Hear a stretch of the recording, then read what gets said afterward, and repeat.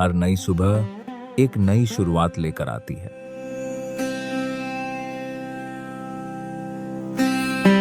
जहां एक किसान उम्मीद के बीज बोता है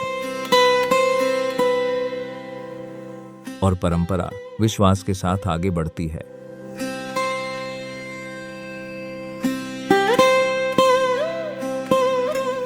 इसी पावन दिन भगवान जगन्नाथ की रथ यात्रा की तैयारियां भी शुरू होती हैं। इस शुभ अवसर पर आरंभ होने वाली पवित्र चंदन यात्रा में भगवान श्री जगन्नाथ की विशेष पूजा अर्चना की जाती है। भगवान को चंदन का लेप लगाकर उन्हें शीतलता प्रदान की जाती है। यह उत्सव भक्ति और आस्था का सुंदर प्रतीक है।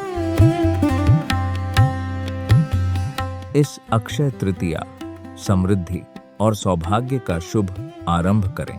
नई उम्मीदों के साथ खुशियों और सफलता को अपने जीवन में आमंत्रित करें।